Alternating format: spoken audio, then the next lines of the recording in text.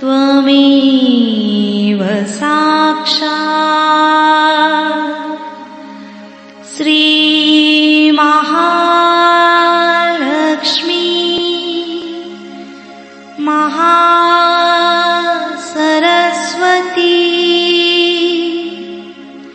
महाकाली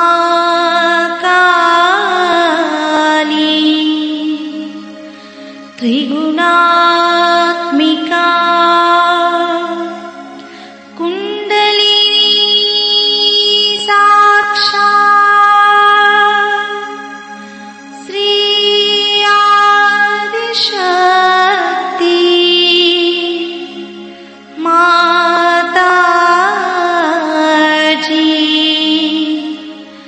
श्री निर्मला देवी नमो नमः।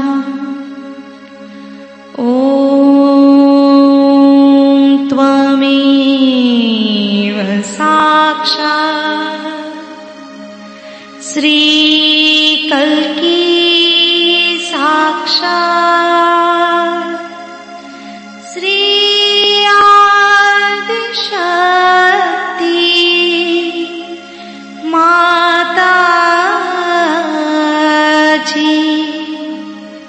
श्री निर्मला देवी नमो नमः। ॐ त्वमेव साक्षात् श्री कल्की साक्षात् श्री सहस्रार स्वामिनी मोक्ष प्रदायिनी माताजी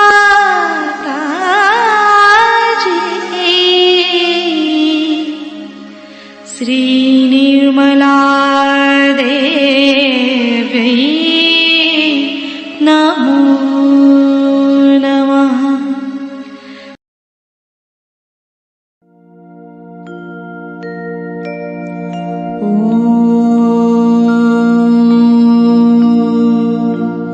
तमेव साक्षात् श्री गणेश साक्षात् श्री आदिशक्ति माताजी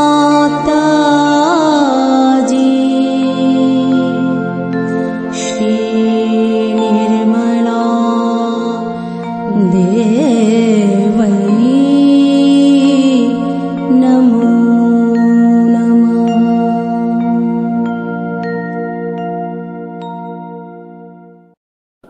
जय श्री माता जी। दोनों हाथ माँ के सामने हृदय में श्री माता जी को नमन करेंगे। पूरा चित बीचों बीच हृदय में परम पूजनीय श्री माता जी कृपा करके हम सभी के हृदय में आइए। क्षमाते जी, हम सबको क्षमा कर दीजिए, हम सभी अज्ञानी हैं। क्षमाते जी की छवि को बीचों बीच हृदय में निहारते हुए क्षमाते जी हमारे इस हृदय को और पावन कीजिए।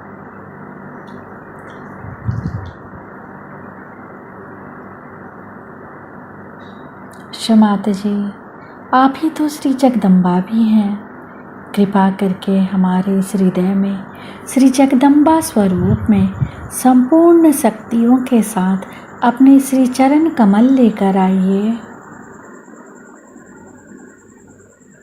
माँ के श्री चरण कमलों की परिक्रमा अपने सेंटर हार्ट पे करेंगे 7 टाइम्स क्लॉकवाइज।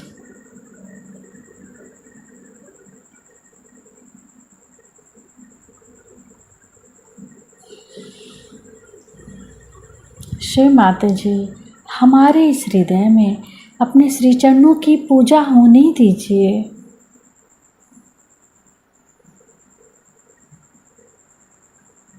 धीरे धीरे अपने संपूर्ण चित्त को दोनों हाथों पे, एक एक अंगुलियों पे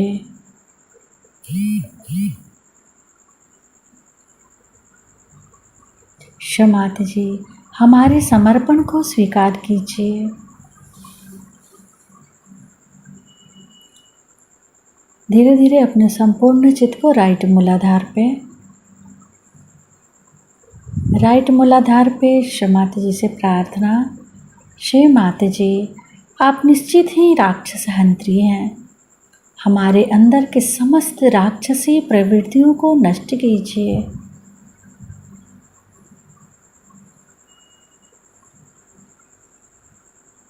श्री माता जी, आप भी राक्षस सग्नी भी हैं।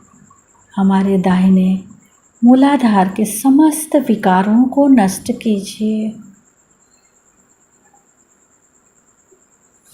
अपने संपूर्ण चित्त को राइट मूलाधार पे ही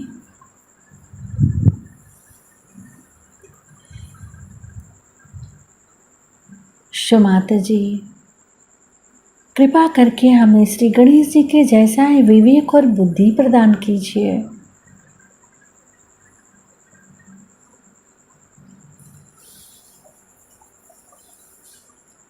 श्री कार्तिकेय मंत्र। ओम त्वमेव साक्षात् श्री महाकार्तिकेय साक्षात् श्री आदि शक्ति माता जी श्री निर्मला देव्यै नमो नमः।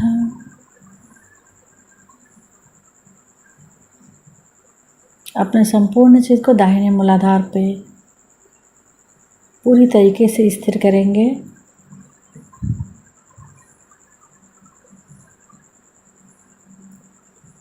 श्री माता जी, हमारे दाहिने मूलाधार में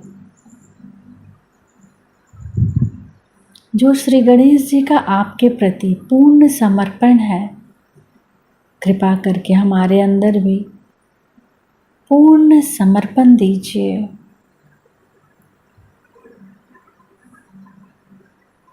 राक्षसांत्री। ओम त्वमेव साक्षात् राक्षसहंत्री साक्षात् श्री आदि शक्ति माता जी श्री निर्मला देव्यै नमो नमः। राक्षसदनी। ओम त्वमेव साक्षात् राक्षसदनी साक्षात् श्री आदि शक्ति माता जी श्री निर्मला देव्यै नमो नमः।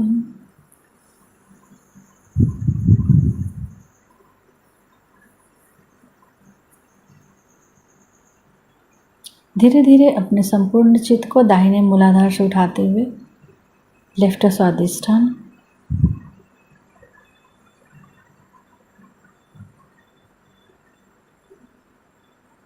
माता जी, कृपा करके हमारी समस्त इच्छाओं को शोध इच्छा में बदल दीजिए। पूरा चित्त लेफ्ट स्वादिष्ठान। क्षमाते जी, कृपा करके हमारी समस्त इच्छाओं को शुद्ध इच्छा में बदल दीजिए।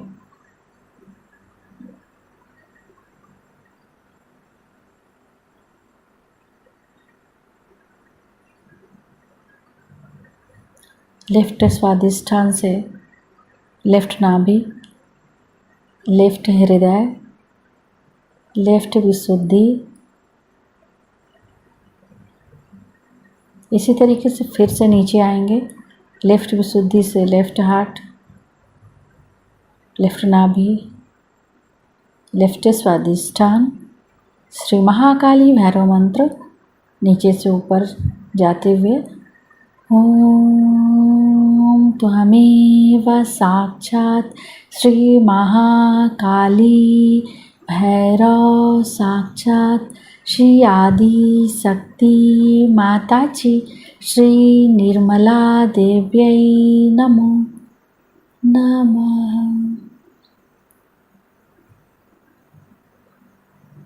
धीरे धीरे अपने संपूर्ण चित्त को सिर के तालु भाग पर माँ की अमृत वाणी सुनेंगे। Sri Krishna resides in our Vishuddhi Chakra. In the center he resides as Sri Krishna. On the left hand side, his power, Vishnu Maya, his sister, resides. There he resides as Gopala,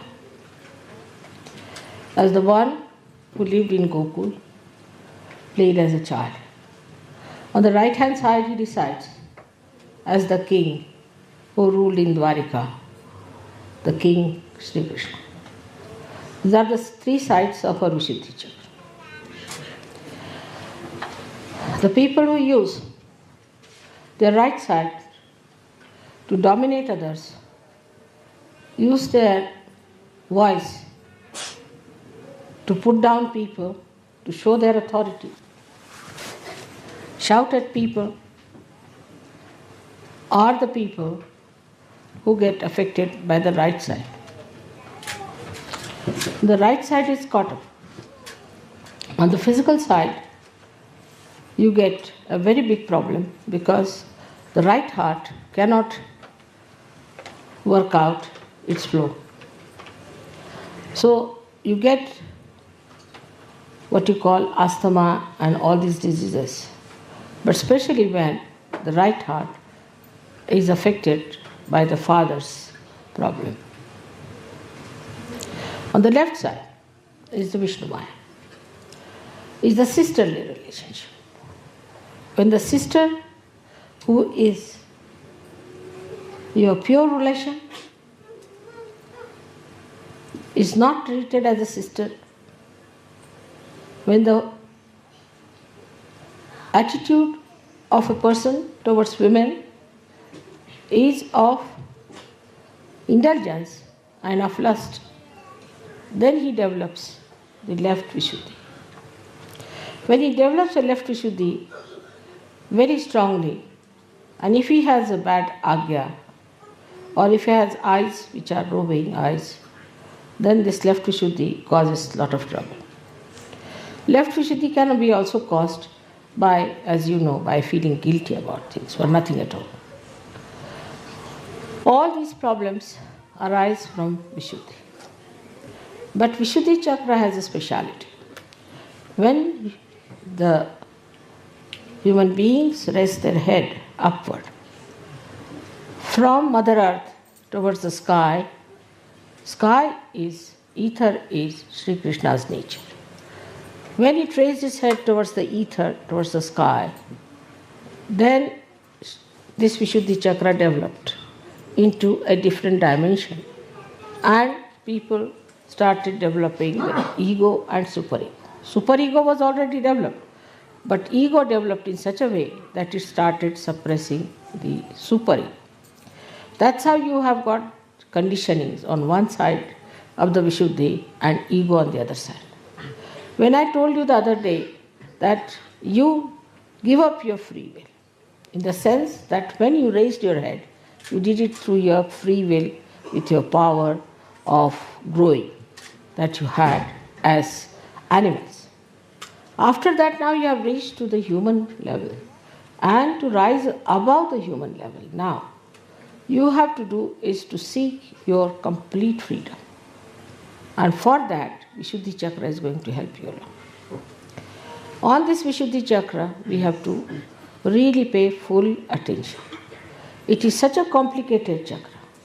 It has all the vowels of a Devanagari script emitting out of the sound of the Shakti that is passing through it, of the Kundalini that is passing through it. So all the vowels are heard on these chakras. These vowels are, as you know, 16 in number. Without the vowel in the Devanagari, you cannot write anything. Vowels are the sustenance, are the power that supports every consonant. So it's very important that our vowels have to be fully nourished and respected. The movement of the neck, as you have seen, in all international life, if you see, everybody has practically the same.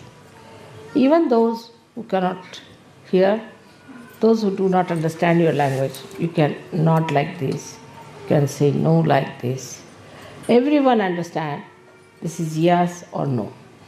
In some particular area, of course, they have little different type of nodding. But too much of nodding of head is not a very good sign.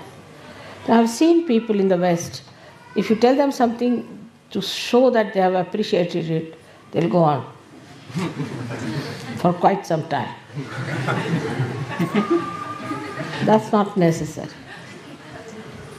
Just have to say, all right, or I've understood it.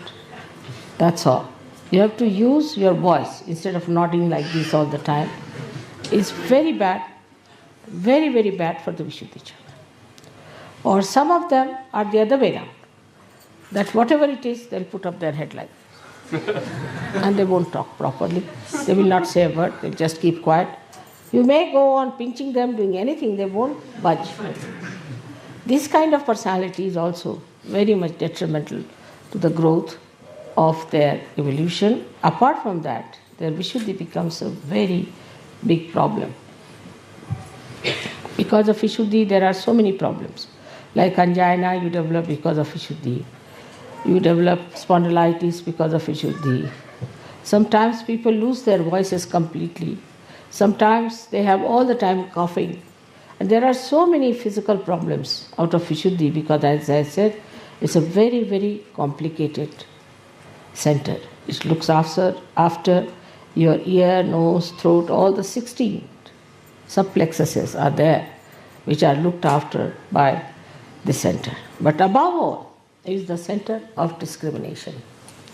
The center of discrimination only comes when you are free people. Till you are biased, till you have your own concepts, you cannot be discrete. And that's the one point where one must understand that to achieve your complete freedom, you have to get your Vishuddhi Chakra cleared out. First and foremost thing is that we must speak in a sweet manner. Speak to someone in a sweet manner, not artificially, but sweetly. Speak in a manner that another person likes it. Satyam vadet, priyam vadet. Speak the truth. Don't tell the lies. If you go on telling lies, after some time, even if you tell the truth, it will become a lie. But if you are telling the truth, that even if you tell a lie, it becomes the truth.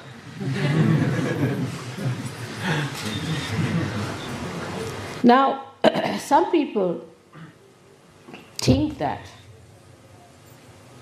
they can be cunning. By their talks, they can cheat people.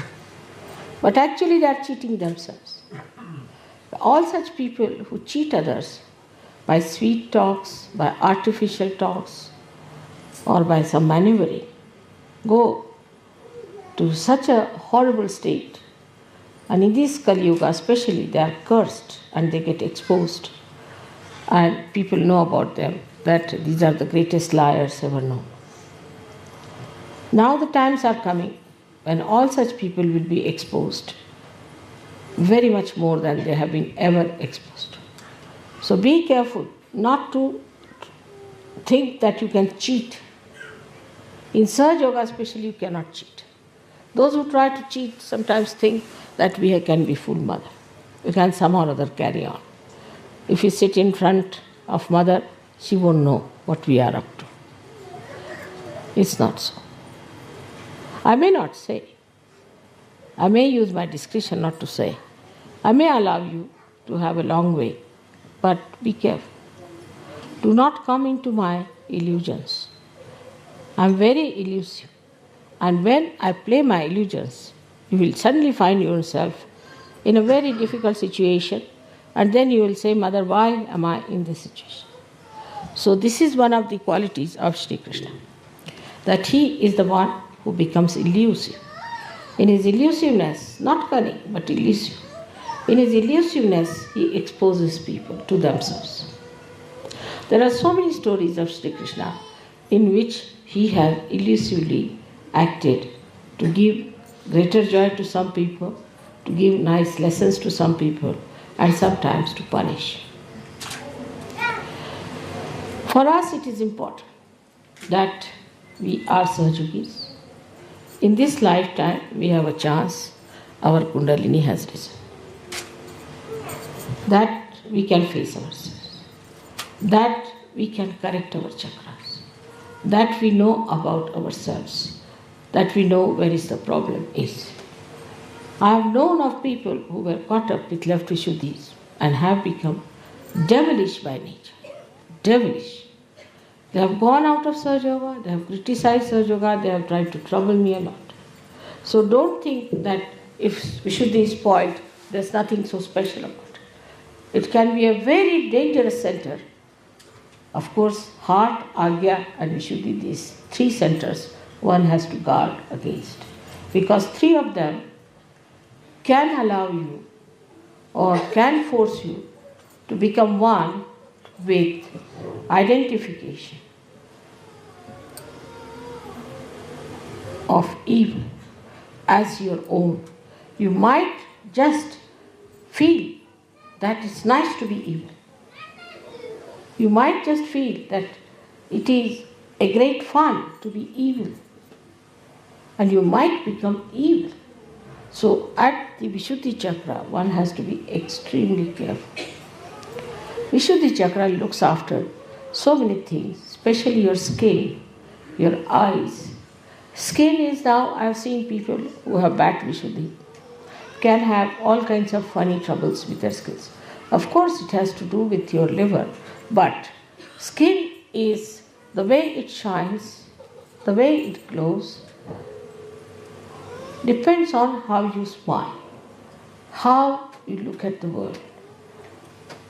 Many people have a habit of smiling for nothing at all. Especially women I have seen, ladies I have seen, they just smile stupidly. That's not wrong. One should not be stupid.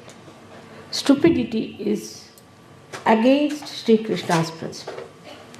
Like you have seen the stupid people, how they are. Their tongue is always halfway out. If you have noticed a stupid man, his face is that his tongue is always out, mouth half open, and he looks like a dumbfounded fool. Now, in this, only the Vishuddhi plays the part. Another one is the one where you get the Vishuddhi's strains. So, such a person has very pursed lips, angry lips, and he doesn't talk. The another one might even get the expression of an idiot, but could be just making a face like that. Because if he's cunning, he may take a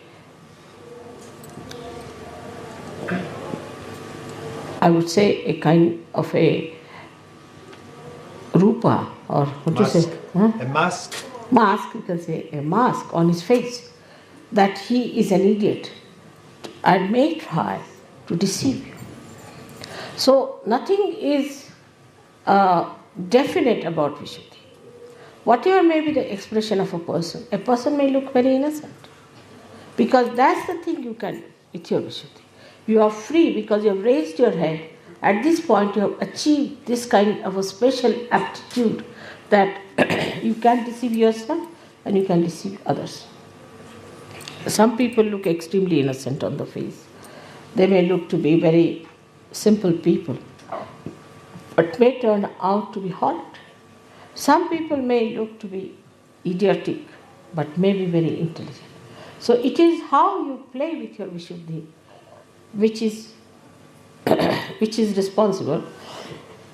But the main thing, what I am trying to tell you, that you can maneuver your Vishuddhi. The way you want to put your expression, the way you want to make your face, the way you want to suggest something, all you can maneuver. And you can keep your heart away from it. In the heart, you may have poison for a person, but outwardly you may say to that person in a very sweet manner something that the person might feel impressed. But in all this behavior, pattern of behavior, you are deceiving yourself, not deceiving the another person, because your self is spirit which knows you very well. And this will go on and on for all your lives that have to come. So there is no need in any way to be artificial in your expression. There is no need to hide anything in your expression. Of course, if you don't like someone, you need not just say, I don't like you. But in that case, you have to be not also so much appreciative of the person that he is deluded into your appreciation. Now, eyes are very important, and eyes in a way are very much looked after by Vishuddhi because the muscles of the eyes are looked after by Vishuddhi. Now, the kind of muscles we have which pull our eyes, which close our eyelids and all that, is very much suggestive. You must notice that there are some people who come to me, their eyes go on like this when they close their eyes. They cannot keep it shut. There are some people, when they open their eyes to me, they just keep the eyes open, they just cannot close it. Both are in trouble. The ones which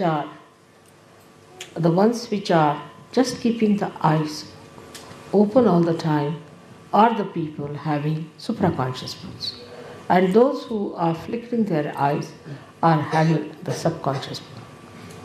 Some people have also the habit of keeping the eyes in an angle all the time. They never see you straight, but in an angle they'll see. They think sometimes it's very fashionable. Sometimes ladies think it's a very good way of looking at people. And some of them have such eyes that they'll go on, looking and pouring their greedy eyes onto others or their lusty eyes onto others. This is the worst thing you can do to your eyes, because such people are easily can become blind. Such people might have trouble of the eyes, especially reddening of the eyes can come to such people very much, very quickly. So one has to be careful to keep the eyes very pure, the eyes of an Yogeshwara who was Sri Krishna. He was a witness. He was on this earth. He played with Radha.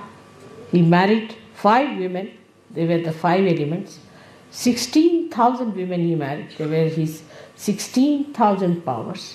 But he was Yogeshwara. He was Yogeshwara. He had no lust in his eyes, in his mind about them at all. He was beyond them. He was Yogeshwara. That was the testing point of his, that he had no lust in his eyes about these women that he had. Such an Yogeshwara is there. Of course, I don't expect you to be Shri Krishna. But you have your wife. Those who do not have wife must look forward to a wife. That we'll get wives and we'll have a wife, and think of a wife who will be your own, so that your eyes will not fall onto every woman who comes across with that kind of a thing. I've seen people, even the photographs or anything they see is surprising. I mean, there's nothing in a photograph. What is in a photograph? But even a photograph can attract their attention. I mean, I don't know what can attract their attention like this, but they are so vulnerable and they have no control over their eyes. No control. They become absolutely lost and they have no control. That shows that they have no powers in them and they are slaves of their responses. So the eyes are very, very important. As Christ has said, thou shalt not have adulterous eyes. There should be no adultery. Some people have a habit of showing anger with the eyes. You see, they have to show anger with the eyes, they'll just go on looking like this and show the anger. I dare not do that to you, but still. And the angry eyes, you see, are another dangerous things to do with your eyes, because then they can become mesmeric. If you start putting your eyes onto something and concentrating on it, your eyes might become mesmeric, means bhoots will start coming out of your eye. First of all, you will catch bhoots in your eyes, they'll settle down there, and then they will be falling on other people as bhoots. It's a very, very dangerous thing to go on looking at something continuously with concentration. There's another kind of a stupid thing or a bhutish thing maybe that people ask you to meditate here. It's absolutely wrong. In Gita it is written, still it's wrong. Nobody should put attention here. If they have to put attention at the door. What's the use of looking at a window? You can't get out of it, can you? If you have to look at anything, be on the lookout for the door. And the door is here. The door of Sahasrara is to be opened out. So you should not try to concentrate on this part. Many people who have concentrated on this part have become mad. When they become mad, people say he's a yogi but has got Unmani Dasha, that he moves like a madcap. How can a yogi be a madcap? That means he is united with God. Is he mad? All such mad people are really mad. They have nothing to do with God, definitely. But there are people who believe in such things. Oh, he is in love with God, so he just jumps on the stage and goes into ecstasy, dances like a madcap. How can God be mad? First position is this, that the sanest personality is God. Has to be. From where do the sanity comes in? So this is one thing one has to understand, that any such practices can lead you to lunacy and one should not do it. Thirdly, the indiscretion that one has comes from people who are good-hearted, nice people, but they get carried away by the smiles of others or by the artificial goodness they show on their faces. I have known some people, they always have a face like this, as if they are all the time smiling. I can't do that way. All the time if you look at somebody like this, you see, it means as if you are mocking at a person. And there are people I've seen who just like this every time, get them like this. So, one should not be always in one pose. Sometimes these muscles can get very weak and start paining if you take one. There are some others who always try to show they are very miserable.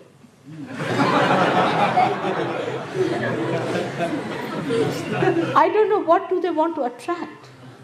Attract the attention of others, attract the bhoots in themselves, or I don't know, what are they up to? Why can't they keep a normal face? Even while sitting in dhyan or meditation, I have seen them trying to show me, or whatever it is, because my eyes are mostly closed, but doesn't matter. When I open my eyes, I find some people like this, like that. Why? What is the need? You have to have a balanced face. That's what Sri Krishna has described as Sthita Prajna.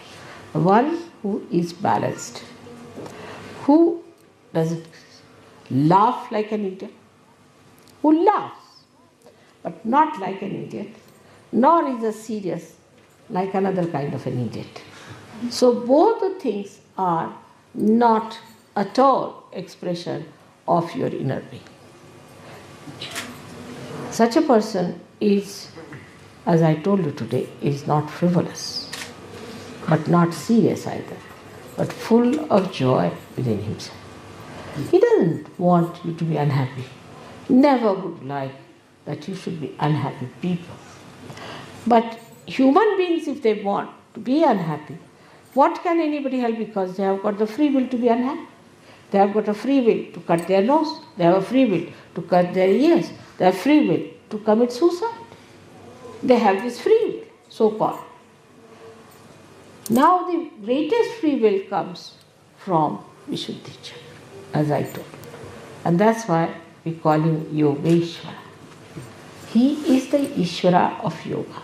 The establishment of yoga is possible when you surrender yourself to Sri Krishna. Completely surrender yourself to Sri Krishna. Your yoga will be established. Means what? Means all your balances will be established. You go into complete balance. And that balance is complete because Vishnu, who is the incarnation for sustaining the dharma, who is responsible for giving you the balance, becomes complete in the form of Sri Krishna. That's why he said that you leave all the dharmas. Sarvadharmanam parityajya mamekam sharanam vraja. That's why I surrender all of them to you. So all the dharmas, if you put it at the lotus feet of Sri Krishna, means if you follow his ideals, then all your dharmas are balanced. But after realization, you go beyond dharma. Whenever you go wrong in dharma, dharmachyuta as they call it, when you go wrong in dharma, that's the time you have to surrender yourself to Sri Krishna so that he establishes your dharma. There are so many dharmas. There is the pati dharma, husband's dharma, patni dharma, wife's dharma, father's dharma, mother's dharma, son's dharma, then rashtra dharma means the nation's dharma. Then you have all kinds of dharmas also, we can say, where one has to bow to the higher things of life. But then he says, Sarva Dharmanam Parityaj. Forget all the dharmas. Mamekam Sharanam Vraja. Just surrender your dharmas, all of them, to me. That is at Vishuddhi. At Vishuddhi Chakra, you surrender all your other dharmas. It means that it all gets sublimated. It all gets complete.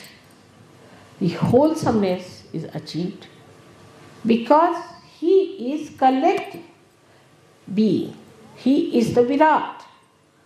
Because he is the integrated form of all the dharmas.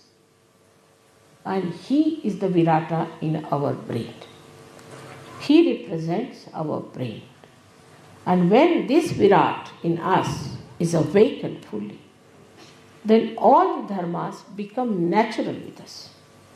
We don't have to do any dharmas. We don't have to be conscious of any dharmas, but automatically we become dharma ourselves. For example, there are people now say Christ. We can take example of Christ. He was dharma personified. He would not steal money from anybody, will he? Will he run away with somebody's wife? Will he? Will he do anything wrong? No, he cannot. Why? Because he was dharma.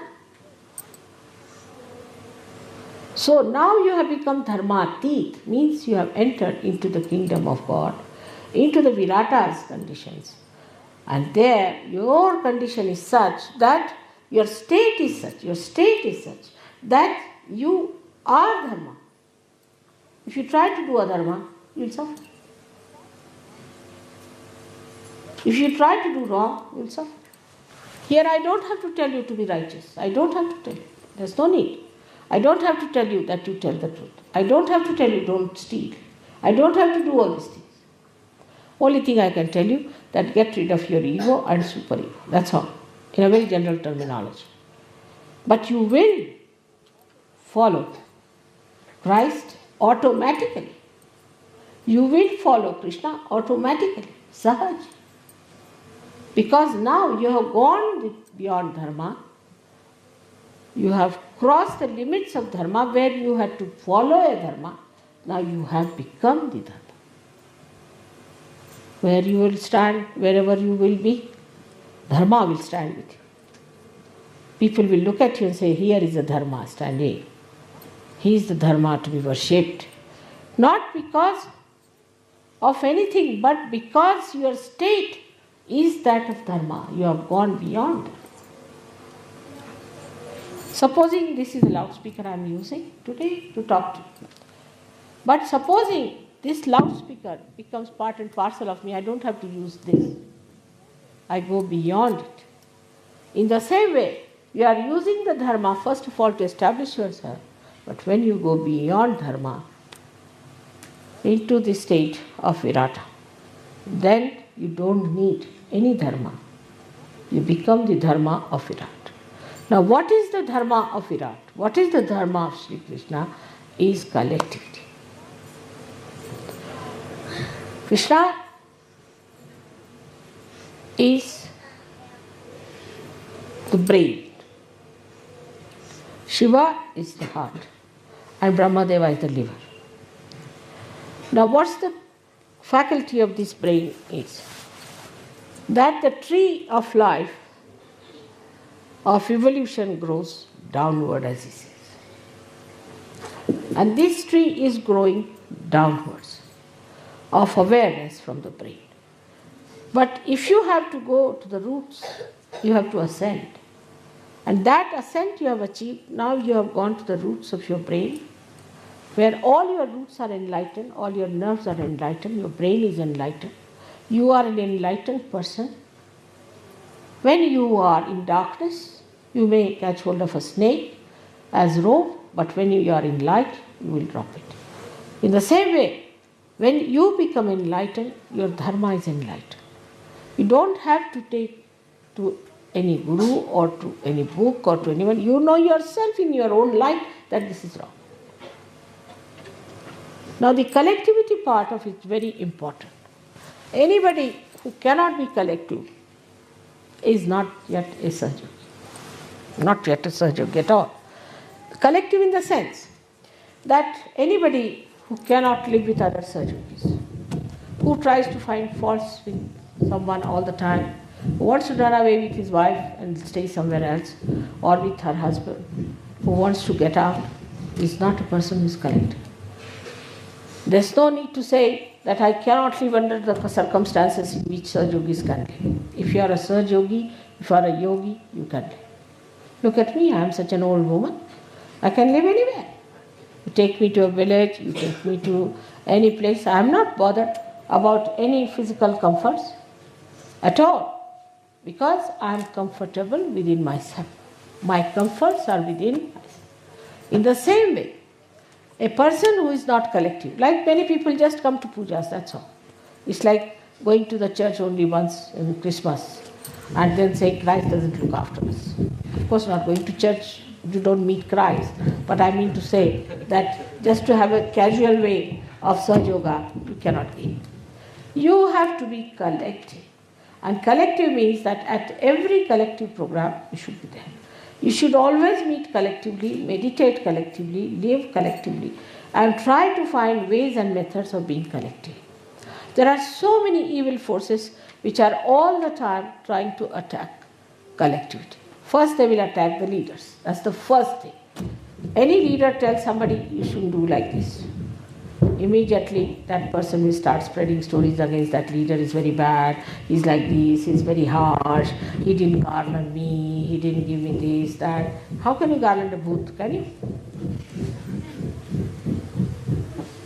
Then if that doesn't work out, then they have their sly methods of going around and talking something here and there in the ears to create some sort of a politics.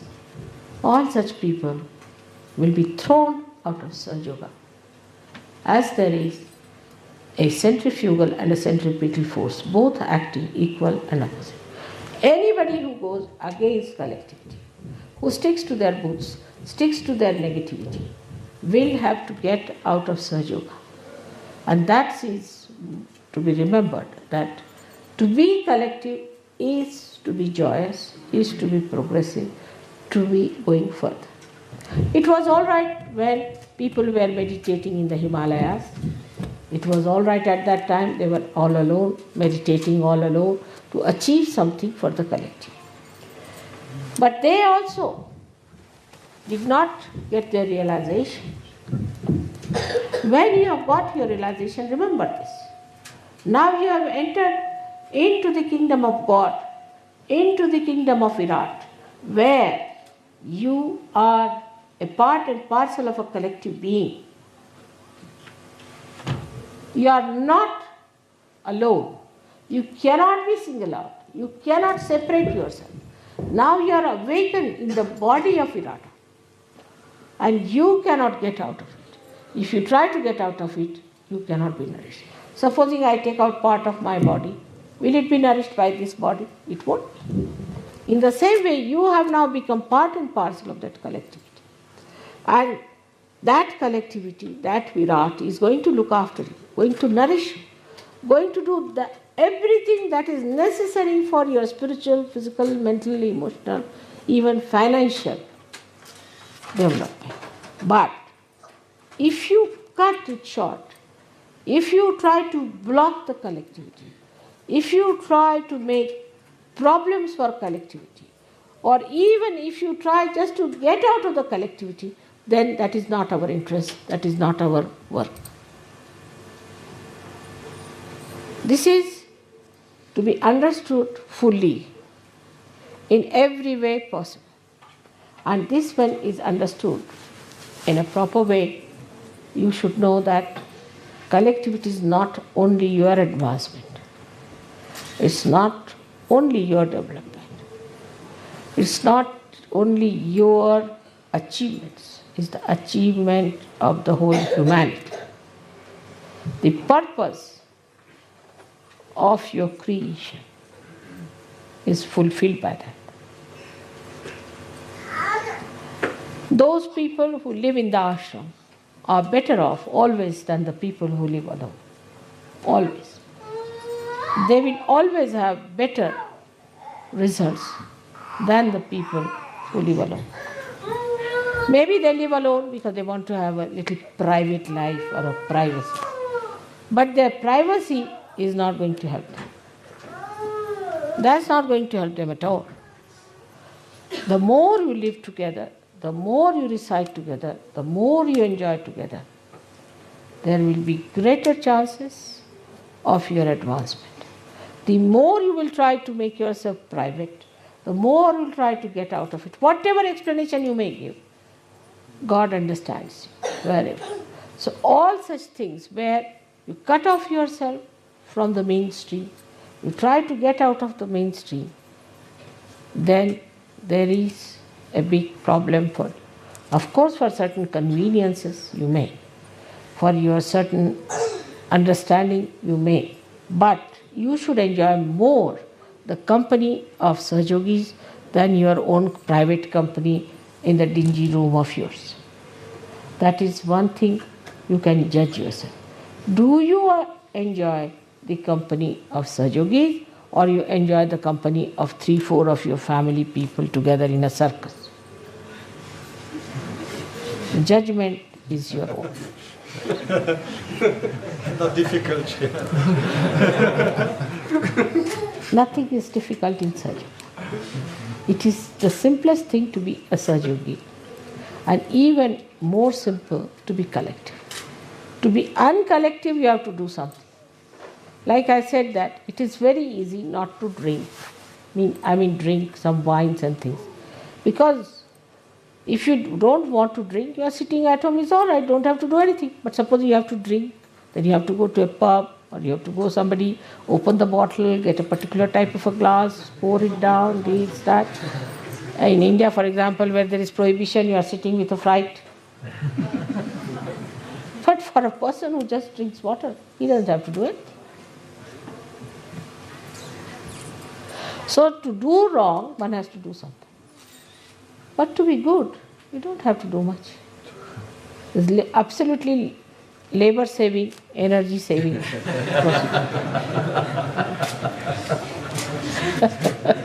You see, to do bad, supposing, you see, I want to harm somebody, I'll have to go out of the way to find out ways, methods. If I have to tell lies, I have to think of 10 lies to cover that one lie. But if I tell the truth, finished. I've told the truth, finished. With few words, it's done. So to be collective is much more easier. Of course, not for crooked people, because crooked people, wherever they move, their angularities trouble others. You see, like poking thorns. But those who are flowers, they fit in anywhere. People like them. They like their fragrance. They look at them. They enjoy them. Beautiful things. Now see, today they are looking like lotuses. How is it? Without doing anything, they have become lotuses. How? How they have become like lotuses? Whether they are lotuses or they are daisies, God alone knows. But they have become lotuses, such. How? Because they are one with God. When we stand on our way, when we try to do something privately, then God says, all right, go private. But when we are public, He looks after us. And then, in Sahaja Yoga, as you know, that collective growth is the only way we understand Sahaja Yoga. Somebody knows something, somebody knows something else, somebody knows something else. When we are collective, then we really understand every aspect of Sahaja Yoga. Supposing there is somebody a scientist, somebody is a musician, somebody is another thing. We cannot know everything. So you know something from this one, something from that one, something from that. So all the rivers as if flow into that collectivity, and you enjoy the ocean of all these rivers. You don't have to go to all the rivers in India, like you go from Ganga, Yamuna, Saraswati, Kaveri, you thousands of miles. Go to the sea, all of them are there.